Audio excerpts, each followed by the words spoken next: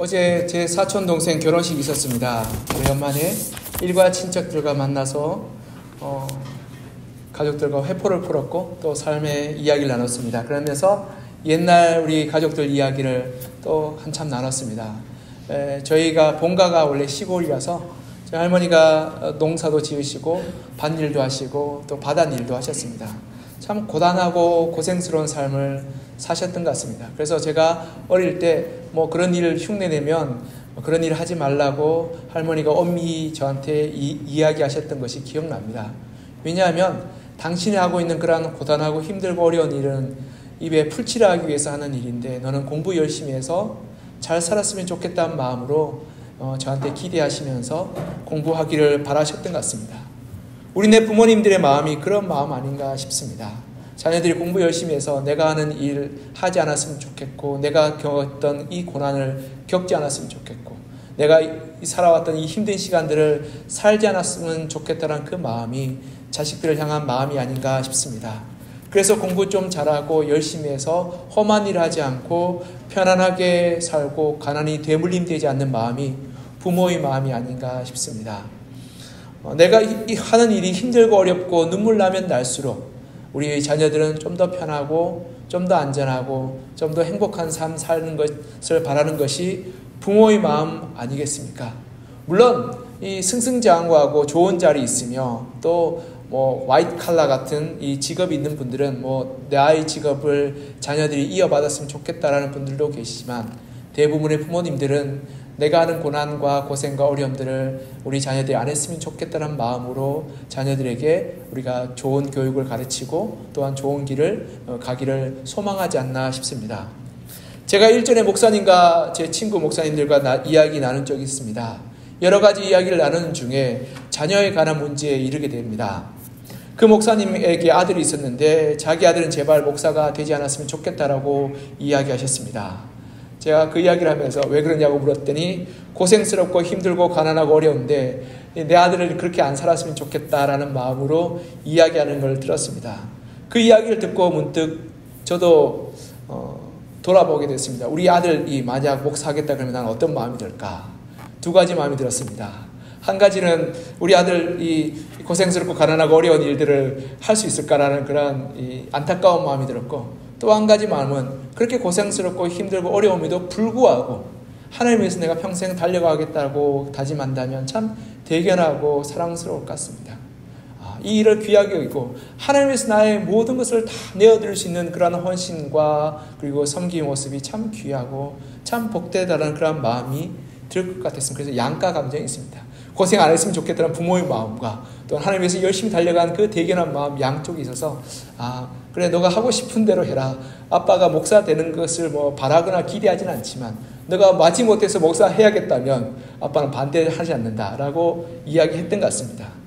물론 제 자녀들이 목회자이기에 아빠가 목사이기에 목회자가 어떻게 살고 있는지 누구보다 더 잘 알 겁니다. 그래서 그들이 목회자를 만약 선택한다면 더 큰 희생과 대가를 치러야 함을 잘 알고 있기에 그들이 선택하기가 선뜻 쉽지 않을 것을 저는 알고 있습니다. 그러나 만약 선택한다면 그것이 참 아름답고 귀한 것이라고 저도 이야기하고 싶을 것 같습니다. 제 아는 분이 제가 예전에 같이 일을 하게 되는 분이 계셨는데요. 여자분이셨는데 사모님이었습니다. 목사 사모님이었습니다. 제가 어떻게 목사 사모님이 되셨냐고 여쭤봤습니다. 그랬더니 그분이 이렇게 고백하셨으면 자기 아버님이 목사님이셨답니다. 개척교회를 3군데나 옮겨 다니셨던 목사님이셨답니다. 여러분 개척교회 3군데나 옮겨 다니셨으면 여러분 견적이 나오시죠? 밥을 제대로 못 먹습니다. 집에 쌀 떨어지기가 매일같이 일어나는 일입니다. 비일비재아닙니다. 가난하고 힘들고 어려웠습니다. 고생스러웠습니다. 그래서 그 여자 사모님은 나는 죽어도 목사랑 결혼 안 한다라고 다짐했답니다. 그래서 선볼 때 그리고 이게 소개팅이 들어오면 이 신학생은 절대 반대하고 그리고 회사 다니는 사람이랑 만나서 결혼했답니다. 그런데 어느 순간 회사 다니는 남편이 회사를 때려치우더니 신학교 들어갔답니다. 청천벽력도 그런 청천벽력이 없었답니다. 그래서 남편이 목사하고 전도사하고 목사해서 자기가 생활비를 번다고 그렇게 얘기하시는 것을 나누었습니다. 여러분 쉬운 일이 아닌 거 아시죠? 그런데 그런 일들을 드린다는 것 자체가 참 저는 귀하고 복되고 아름답기에 저는 참 어렵고 힘들지만 그렇게 살아가는 사람들이 참 귀하다라는 마음이 듭니다. 여러분의 자녀들이 만약 목사하겠다면 어떡하겠습니까? 뜯어 말리겠습니까? 아니면 격려하시겠습니까? 한번 고민해 보셨으면 좋겠습니다. 오늘 본문에는 이러한 뜯어 말리고 싶은 삶을 살고 있는 한 인물이 등장합니다. 이 사도 바울이라는 인물입니다. 그는 평생 가난하고 평생 핍박받고 평생 어려웠으며 때로는 감옥에도 갇히고 공고한 삶을 살았던 인물입니다. 그런데 오늘 그 사도 바울의 고백이 놀라운 고백이 되어서 우리의 마음에 울림이 되고 우리의 삶에 도전이 됩니다. 그 사도 바울의 삶을 통해서 우리가 하나님 앞에서 어떻게 살아가야 될지를 돌아보고 또 결단하는 시간이 되기를 소망합니다. 오늘 사도 바울은 지금 예루살렘에 억울하게 붙들려 있는 상황입니다. 사도 바울은 전도 여행을 하고 왔습니다. 전도 여행을 가는 길 가운데 복음 증거하고 또 하나님의 그러한 사랑을 나누었습니다. 그가 한 것은 하나님이 여러분을 사랑하십니다. 그리고 우리 죄를 위해서 예수님께서 십자가에 죽으셨습니다. 그 고백을 한 것밖에 없습니다. 그리고 또 한 가지는 사랑과 용서와 섬김으로 살았습니다. 그는 가는 곳곳마다 그 복음을 인해서 채찍질 당하고 매에 맞고 돌에 맞았으며 배척과 미움과 박해를 당했습니다. 그리고 그 험난한 길을 거쳐서 예루살렘에 왔는데 하필이면 자기를 박해하고 미워하고 싫어하는 사람들도 예루살렘에 같이 왔던 겁니다. 그 사람이 바울을 발견하자마자 그를 중상모략과 거짓으로 고발합니다. 그래서 감옥에 2년 동안 갇히게 됩니다. 그리고 억울한 누명을 쓰고 2년 동안 갇혀있는 그 상황 가운데 그는 이제 로마의 유대 총독이었던 베스도와 이 유대의 왕이었던 아그리빠 왕 앞에 서게 됩니다. 24절 앞부분에 보면 이 로마 총독과 아그리빠 왕 앞에서 사도 바울의 간증을 살펴볼 수 있습니다. 우리가 사도행전 계속 수요 예배 때 읽어가고 있는데요. 아마 다음 주나 다다음 주쯤에 이 사도 바울의 간증에 대해서 우리가 나누게 될 겁니다. 혹시 궁금하신 분이 있으시면 수요 예배에 나오시면 자세히 알 수 있게 됩니다. 나오시면 좋겠습니다. 네. 사도 바울이 어떻게 그리스도인이 되었고 어떻게 하나님의 은혜를 받았는지에 대해서 그는 설명하고 이야기합니다.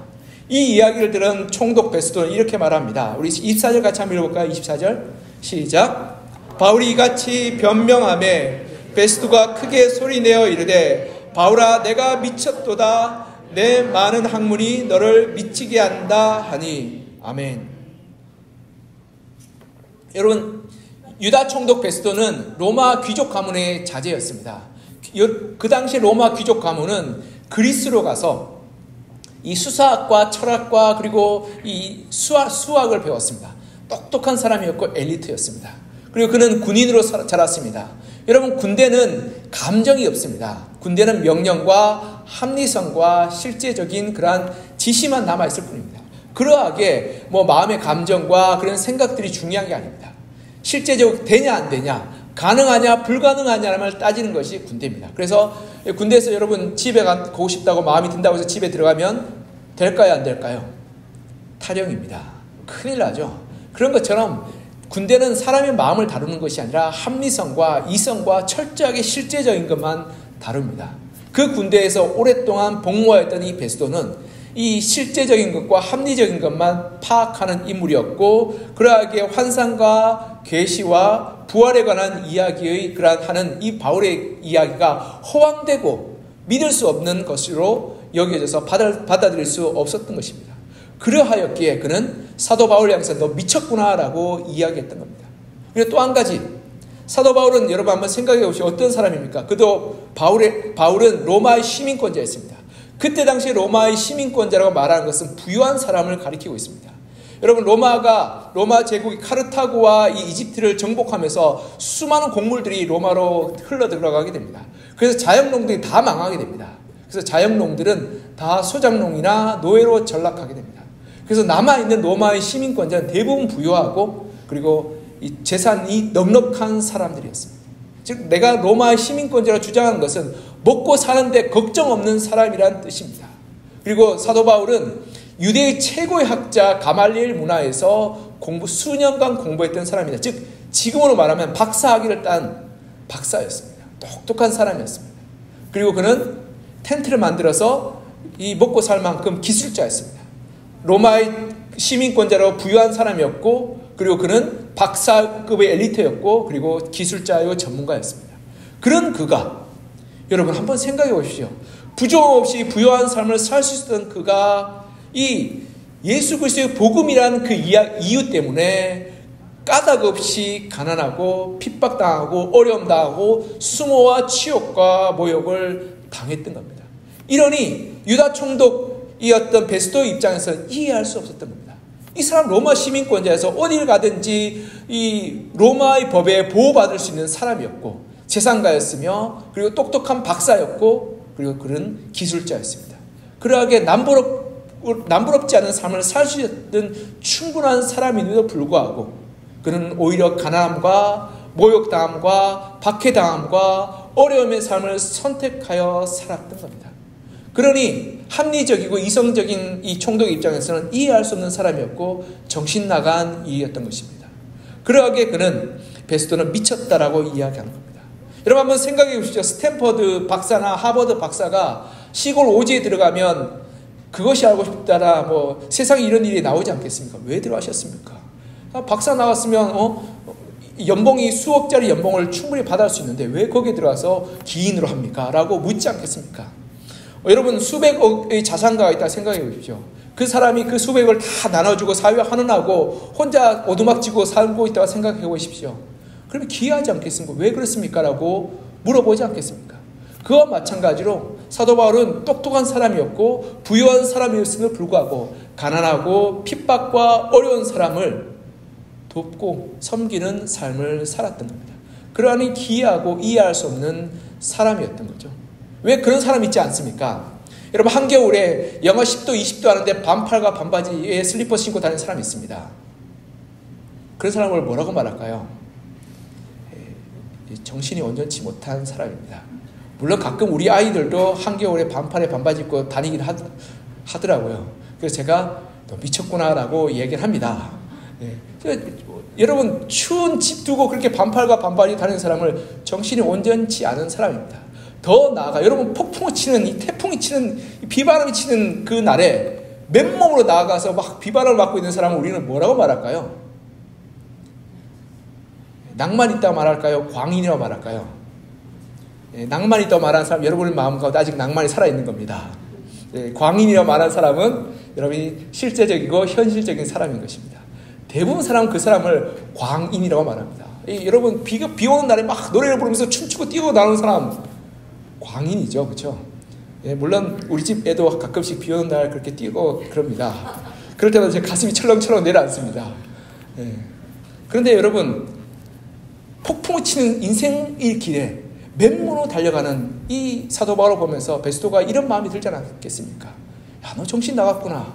너 왜 그렇게 사서 고생하고 까닭 없이 가난하며 그리고 고통스러운 삶을 살고 있느냐라고 묻고 있는 겁니다. 그래서 이 사도 바울이 똑똑한 건 알겠습니다. 그러니 뭐라고 말하냐면 너가 공부를 많이 해서 미쳤구나 라고 말하고 있는 겁니다. 도무지 일반 사람이 이해할 수 없는 사람 그리고 이 받아들일 수 없는 그런 모습들을 바울에게 발견하게 되었던 겁니다. 더 나아가 지금 사도 바울의 모습은 어떻습니까? 지금 감옥에 갇혀 있습니다. 여러분 2년 동안 감옥에 갇혀 있으면 머리도 제대로 단정되지 않고 수염은 자라있고 이 옷은 남루하고 쇠사슬에 매여 있습니다. 그런데 눈빛은 형령해서 하나님 믿었으면 좋겠습니다라고 자기를 향해서 소리치는 이 바울이 야 이건 미치지 않고서야 어려운 일이다라고 생각하지 않겠습니까? 그러니 이 미쳤다고 말하는데 이 미쳤다고 말하는 이 베스도를 향해서 사도 바울이 이렇게 말합니다. 25절 같이 한번 읽어볼까요? 25절 시작. 바울이 이르되 베스도 각하여 내가 미친 것이 아니고 참되고 온전한 말을 하나이다. 아멘. 사도 바울은 이렇게 말합니다. 내가 미친 것이 아니라 참되고 온전한 말을 합니다. 그것이 왜 참되고 온전한 말이냐면 이건 충분히 논리적이고 경험적이며 사실적인 그러한 고백입니다 라고 말합니다. 여러분 진실은 힘이 있습니다. 내가 경험하고 내가 만나고 내가 직접 보았던 사실은 힘이 있습니다. 왜냐하면 그것이 사실이기 때문에 그렇습니다. 베스도와 아그리빠는 이 진실을 외치고 있는 사도 바울의 이러한 주장을 반박할 수 없었던 겁니다. 왜냐하면 그가 만약 철학적이거나 종교적인 현학적인 말을 썼다면 야, 너 그런 말 하지 마라고 반박하거나 그리고 그냥 물러설 수 있을 겁니다. 너 그렇게도 생각할 수 있지. 난 그렇게 생각하지 않아라고 그냥 건너서 들을 수 있을 겁니다. 근데 내가 직접 만나고 나 인생을 바꿨으며 내가 경험한 하나님을 고백하고 증거하는 것에는 반박할 수 없었던 겁니다. 그러니 베스토가 어떻게 생각합니까? 이걸 반박할 수 없으니까 두 가지가 하나입니다. 아, 너 그랬구나라고 인정하든지 아니면 또 한 가지는 너 미쳤구나라고 반대하든지 둘 중에 한 개입니다. 왜냐하면 사실 앞에서 우리 두 가지로 나눠지게 되는 겁니다. 그러니까 베스토가 이렇게 미쳤다고 말할 수 있는 그러한 이유는 뭐냐면 이 사실이 반박할 수 없는 진실이기 때문에 미쳤다라고 밖에 말할 수 없는 것입니다. 여러분, 신앙의 고백 그리고 복음의 선포는 어려운 이야기가 아닙니다. 철학적인 그런 고민이 아닙니다. 복음의 그런 선포는 내가 어떻게 하나님을 만났으며 하나님이 내 인생을 어떻게 바꾸었으며 하나님이 나의 삶에 얼마나 은혜와 능력을 부어주셨는지를 사실적으로 고백하는 겁니다. 내가 이렇게 기도하였더니 하나님께서 이 기도에 응답하여 주셨다라고 고백하는 겁니다. 이것은 예수 믿지 않는 사람도 볼 수 있고 경험할 수 있는 사실 아니겠습니까? 예를 들어 우리가 어떤 집을 구하기 위해서 기도하기 시작합니다. 하나님 기도했더니 이 집이 갑자기 나타나서 구할 수 있게 됐던 거죠. 여러분, 실물이 있습니다. 집이란 실물이 있으니까 내가 기도한 사실에 대해서 예수 믿지 않는 사람도 알고 있고 그 실물을 볼 수 있으니까 기도의 그 응답이 되었다는 사실을 우리가 인정하지 않을 수 없는 겁니다. 이것이 바로 사실적인 증거요 복음의 고백인 것입니다. 하나님은 살아계십니다. 전능하십니다. 그래서 구하고 바라는 자에게 나타나 주시고 만나 주시는 분이십니다. 그래, 우리가 하나님께 구하고 고백할 때 하나님은 우리의 삶을 변화시키고 우리의 삶을 회복시키시며 치유하여 주시고 응답하여 주시는 분이십니다. 그러하게 우리가 하나님 앞에 나아가 만나고 경험하게 될 때 그것은 철학적인 그런 사변이나 그리고 종교적인 그런 현학적인 말이 아니라 내가 진짜로 만나고 진짜로 경험하고 진짜로 누렸던 그 사실에 대해서 나누고 아뢰는 것입니다. 그리고 이 진실된 고백은 힘이 있고 능력이 있어서 우리 주위의 사람들을 변화시키고 우리 주위의 사람들이 그 사실을 인정하게 되는 것입니다. 마더와이즈가 이제 지난주로 마치게 됐는데요. 마더와이즈를 진행하면서 참 여러 가지 은혜의 간증이 있었습니다. 제 아내를 통해서 여러 가지 이야기를 들으면서 제가 참 많이 은혜 받았습니다. 그 중에 한 아이가 엄마한테 이렇게 말했답니다. 엄마가 착해진 것 같아요. 마더와이즈 가니까 엄마가 착해진 것 같아요. 이제는 짜증도 내고 화도 내고 그렇게 눈빛도 사나웠는데 엄마가 마더와이즈 가니까 자기를 이제 자상하게 말하고 그리고 화도 안 내고 상냥하게 대우하며 잘 돌봐준다는 겁니다. 하나님 말씀에 순종하니까 가족들도 그 변화의 사실을 눈치채고 아는 겁니다. 여러분, 하나님을 섬기고 하나님의 은혜 가운데 있으며 하나님을 만난다는 것은 이런 실제적인 삶의 변화와 증거들이 있는 것입니다. 그러하게 우리 주위에 있는 사람들은 그것을 누구보다 빨리 알아채고 고백하며 그리고 인정하게 되는 것입니다. 내가 만난 하나님, 나를 변화시킨 하나님, 나의 가정을 치유하신 하나님을 내가 고백하고 증거하며 그리고 선포할 때 우린 때로 세상 사람들로부터 미쳤다는 소리를 들을 수 있습니다. 그러나 그 소리를 들을지 모르지만 그러나 그 변화는 나뿐 아니라 나의 가족과 나의 이웃과 나의 동료들도 인정할 수밖에 없는 변화이기에 하나님의 살아계심 우리가 나타나게 되는 것입니다. 그리고 그 사실은 미쳤다는 소리는 내가 그 사실을 인정할 수밖에 없다는 이야기와 마찬가지입니다. 요즘 MZ세대를 그런 얘기 있죠. 미쳤다. 너 뭐같이 하네라는 말은 어떻게 해석하냐면 정말 그렇구나 라는 인정과 말과 똑같답니다. 그러니까 미쳤다는 말은 야 정말 좋다. 정말 맞다라는 말과 동일하라고 이야기한답니다. 그러하게 이 미쳤다는 말은 누구보다 큰 사도 바울에게 칭찬이요 인정으로 들리는 것입니다. 그래서 사도 바울이 이렇게 말합니다. 29절 우리 같이 한번 읽어볼까요? 29절 시작. 바울이 이르되 말이 적으나 많으나 당신뿐만 아니라 오늘 내 말을 듣는 모든 사람도 다 이렇게 결박된 것 외에는 나와 같이 되기를 하나님께 원하나이다 하니라. 아멘. 사도 바울이 이렇게 고백합니다. 총독각하 그리고 왕이요, 지금 내가 쇠사슬에 매여 있습니다. 그러나 이 매인 것 외에는 여러분들이 나와 같이 되기를 원합니다 라고 말합니다. 이 정말 어떻게 보면 가장 미친 소리 중에 미친 소리입니다. 왜 그렇습니까? 지금 바울의 몰골을 한번 살펴보십시오. 감옥에 2년 동안 갇혀 있습니다. 머리는 꾀대자하고 수염은 나 있고 몸은 못 씻어서 냄새 납니다. 그리고 옷은 남루합니다. 그리고 지금 사슬에 매어서 이 죄수의 신분으로 있습니다. 얼마나 비참하고 얼마나 부끄러운 몰골로 서 있습니까?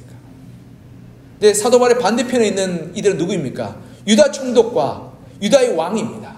그들은 매일 요즘 말로 하면 피부 관리 받고, 그리고 뭐 헤어 컨디셔너 바르고, 그리고 옷 쫙 입고 명품으로 도배하고, 그리고 그 뒤에 이 군사들과 이 호위병들이 기세등등하게 눈빛을 부라리며 서 있지 않겠습니까? 보통 사람들 같으면 오금이 저리지 않겠습니까? 그 로마의 군사들과 유대의 그 군사들이 서 있어서 눈알을 부라리며 조금이라도 움직이면 내가 가만두지 않겠다고 노려보고 있는 그 상황 가운데 서 있는 사도 바울, 그 모습이 한번 상상이 되겠습니까? 아름답고 멋진 옷을 입고 정말 정결하게 되어 있으며 온갖 부와 권세를 누리고 있는 두 사람 앞에서 초라한 몰골, 그리고 머리도 자르지 않고 수염도 자르지 않는, 그리고 옷은 남루하고 쇠사슬에 매이는 이 죄수의 신분으로 서 있는 이 사도 바울이 그들 향해서 이렇게 말합니다. 총독과 왕이여, 내가 이 쇠사슬에 매인 것 외에는 여러분들이 나와 같이 되었으면 좋겠습니다. 나처럼 하나님을 알고 믿고 그리고 고백했으면 좋겠습니다 라고 말하고 있는 것입니다. 오늘 내 말을 듣는 모든 분들이 내가 이렇게 결박된 것 외에는 나처럼 되기를 원합니다. 이것이 사도 바울의 고백이었던 겁니다. 이 도전적인 선언, 두려움 없는 선언은 이 말을 듣는 베스도와 아그리빠를 당황스럽게 합니다. 그들은 유대의 총독이었고 유대의 왕이었음에도 불구하고 바울 앞에서 당황하고 그리고 마음이 흔들리게 됩니다. 사도 바울은 자신의 처지와 형편과 그리고 자신의 모습을 고려해서 부끄러워하거나 수치스럽게 여기거나 두려워하지 않고 오히려 더 담대히 하나님을 믿게 될 때 하나님 여러분의 인생을 변화시킵니다. 그리고 여러분들이 지금 멋진 옷을 입고 많은 돈을 가지고 있으며 권세의 자리에 있을지 모르지만 하나님 믿지 않다면 여러분 반드시 멸망하게 될 것입니다 라고 말하며 그들에게 복음을 증거하고 있는 것입니다. 여러분, 아무리 권세 있는 왕이라 할지라도, 아무리 고귀한 귀족이라 할지라도, 아무리 많은 것을 가진 부유한 사람이라 할지라도 예수 그리스도를 믿어야 합니다. 그럴 때만이 그 안에 생명이 있고 그 안에 참된 자유가 있고 참된 평안이 있는 것입니다. 이것이 사도 바울의 고백이요 간증인 것입니다. 사랑하는 성도 여러분, 우리 때로는 우리 주위에 잘 살고 잘 나가고 권세 있고 힘이 있고 멋진 사람들 보면 저 사람은 복음이 필요 없겠다라고 지레짐작할 수 있습니다. 그러나 그런 사람이라 할지라도 하나님이 없다면, 하나님의 그런 구원하심을 누리지 못한다면 결국 멸망과 죽음으로 달려가게 되는 것입니다. 일례로 역사적으로 보면 이 베스도라는 총독은 2년 후에 죽게 됩니다. 사도 바울 이 복음을 듣고 2년 후에 그는 인생을 막을 내리게 됩니다. 총독으로 죽게 됩니다. 참 안타깝게 병에 걸려서 목숨을 잃게 됩니다. 그는 기세등등하고 로마의 총독으로 모든 것을 가진 것처럼 보였지만 그러나 그 인생이 그렇게 쉽게 쉽사리 무너지게 꺾게 될 것은 그 누구도 몰랐을 겁니다. 여러분, 하나님의 복음이 필요한 사람은 아무도 없습니다. 그 어디도 없습니다. 사도 바울은 모든 사람의 복음이 필요함을, 하나님의 용서와 사랑과 은혜가 필요함을 보았습니다. 그리고 절실하게 깨달았기에 더 담대히 복음을 전하고 알렸습니다. 여러분, 복음 전하는데 나의 조건 필요 없습니다. 내가 가난하고 내가 부족하고 내가 힘이 없고 내가 어리석다 할지라도 우리 가운데 하나님의 복음과 은혜와 역사가 있다면 우리 주위에 있는 이들에게 담대히 하나님의 살아계심을 나타내고 증거할 수 있을 겁니다. 왜냐하면 그가 나의 가난함과 나의 어리석음과 나의 무능력함이 아니라 나의 그러한 충만함과 나의 평안함과 나의 기쁨과 나의 감사로 함께 살았으면 좋겠다는 그 고백이 우리 고백이 되었으면 좋겠습니다. 그럴 때 우리는 부유한 자나 힘 있는 자나 잘생긴 자나 뛰어난 자에게도 하나님의 사랑과 은혜를 담대히 나눌 수 있고, 그리고 그들도 나처럼 되기를, 그들도 나처럼 하나님을 만나기를, 그들도 나처럼 하나님의 은혜 가운데 거하기를 도전하고 담대히 이야기할 수 있게 될 것입니다. 우리 자분들 이렇게 인사했으면 이야기할까요? 당신도 나처럼 되었으면 좋겠습니다. 네. 자분 이렇게 당신도 나처럼 되었으면 좋겠습니다. 같이 해볼까요? 네. 당신도 나처럼 되었으면 좋겠습니다. 네. 당신도 나처럼 하나님을 믿었으면 좋겠습니다. 당신도 나처럼 하나님의 그러한 은혜를 누렸으면 좋겠습니다. 당신도 나처럼 하나님의 그러한 기쁨 가운데 거했으면 좋겠습니다. 당신도 나처럼 하나님의 기도 응답을 맛보았으면 좋겠습니다. 그것이 우리의 고백이 되었으면 좋겠습니다. 말씀을 맺겠습니다. 이제 장마철이 다가옵니다. 6월이 되면 이 장마가 다가오죠. 올해는 장마 좀 일찍 온답니다. 장마가 다가오면 걱정이 됩니다. 우리 교회 습기가 많아서, 이 본당도 습기가 많아서 곰팡이도 피고 또 3층 식당도 비가 새서 이 걱정이 됩니다. 근데 제가 습기가 많아지는 계절이 되면 늘 생각나는 사건이 있습니다. 제가 큰 도전을 줬던 사건인데 한 10여 년 전쯤에 제가 구역 모임에 갔습니다. 여성 구역인데 한 40대 여자분들 모여서 구역 예배할 때였습니다. 6월 중순에 비가 한창 내릴 때 구역 모임을 한 가정인데 밖에는 비가 추적추적 내렸습니다.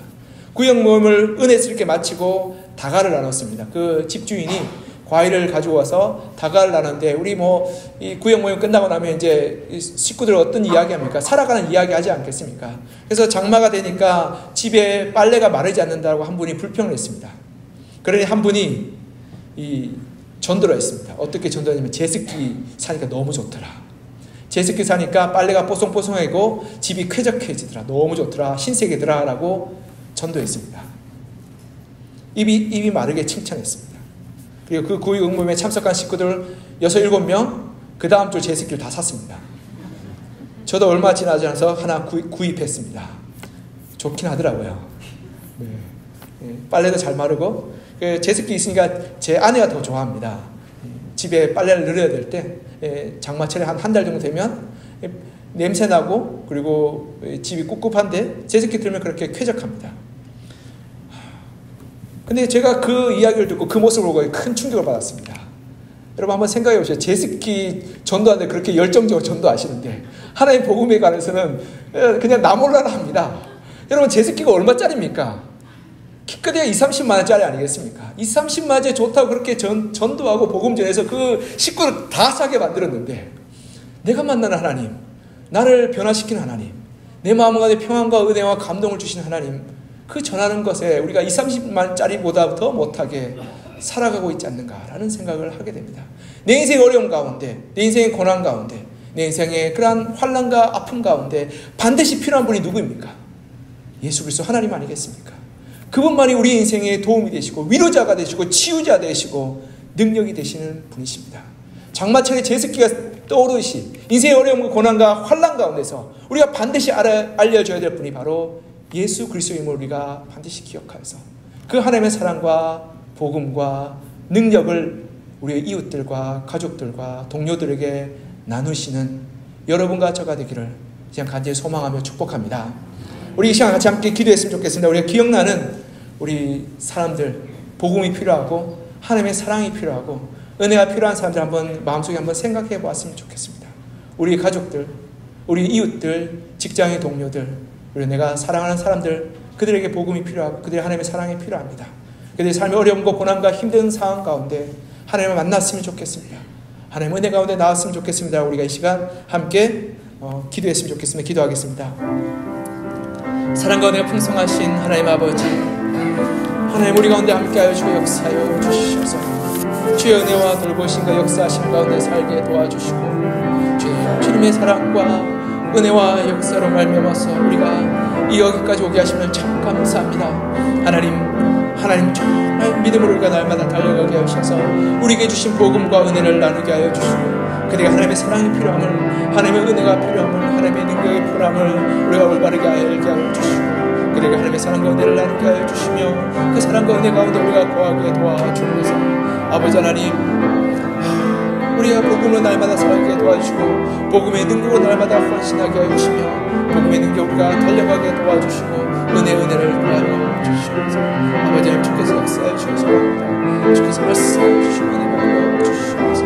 주께서 도와주시옵소서. 주께서 함께 하시고 역사해 주셔서 주님 도와주시고 우리를 새롭게 하시고 주의 능력과 은혜로 충만하게 하시고 그들 가운데 복음의 능력이 실제하게 하시고 우리 우리가 부한 자나 가난한 자나 능력 있는 자나 힘이 없는 자나 잘생긴 자나 하나님 못난 자나 누구에게나 복음이 필요한 우리가 올바르게 해서 우리가 담대히 복음을 증거하게 하시고 그들에게 반드시 하나님의 사랑과 은혜와 능력이 필요함을 우리가 담대히 전하여서 하나님이 나의 인생을 변화시키고 나의 삶을 새롭게 하시며 나를 하나님의 은혜로 충만케 하시는 그 사랑과 은혜를 우리가 올바르게 전하고 알려서 하나님의 사랑과 용서하심과 돌보심을 우리가 맛보게 도와주옵소서.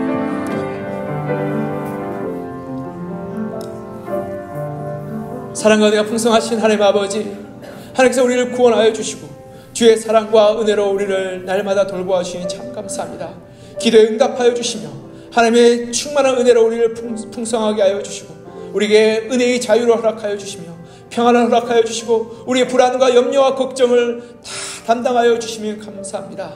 이러한 놀라운 하나님의 복음과 능력과 하나님의 사랑과 은혜를 우리가 하나님 나 혼자만 갖고 있지 않게 하여 주시고 사도 바울처럼 담대히 하나님의 복음을 전하고 그것이 증인되어서 하나님 우리의 가족과 우리의 이웃들과 우리 동료들에게 전할 수 있도록 도와주시옵소서. 하나님 우리가 허황된 것 복잡한 것 어려운 것을 전하는 것이 아니라 내가 만난 하나님, 내가 경험한 하나님, 나의 기도에 응답하신 하나님을 증거하고 아뢰고 고백하여서 그들도 그 하나님을 만나기를, 그들도 그 하나님을 경험하기를, 그들도 그 하나님의 자유함과 그리고 풍성함을 맛보기를 우리가 소망하는 마음으로 증거하게 하여 주시옵소서. 그래서 세상 사람들로부터 우리가 바울처럼 미쳤다고 손가락질 당하고 조롱당하고 배척당한다 할지라도 그들이 하나님의 사랑과 은혜 가운데 거하기를 간절히 소망하는 마음으로 담대하게 우리가 증거하게 하시고 고백하게 하시고 사랑을 나누게 하여 주셔서 우리의 고백과 우리의 증거를 통해서 우리 가족과 우리 이웃들과 우리의 직장의 동료들이 하나님을 만나고 하나님을 알아가며 하나님의 살아계심을 고백하며 믿음으로 들어올 수 있도록 주님 역사하여 주시고 도와주시며 은혜 베풀어 주시옵소서. 하나님 우리를 하나님의 자녀로 삼아주시면 감사합니다. 우리를 먼저 하나님의 은혜 가운데 거하게 하시면 감사합니다. 우리가 먼저 하나님을 믿게 되었사오니 하나님을 알지 못하는 이들에게 하나님을 증거해서 그들도 하나님의 사랑과 은혜 가운데 거할 수 있도록 우리를 통해서 역사하여 주시고 도와주시옵소서. 주께서 우리 기도 가운데 우리의 고백 가운데 역사하여 주실 것을 간절히 소망하며 살아계신 예수 그리스도 이름으로 기도합니다. 아멘.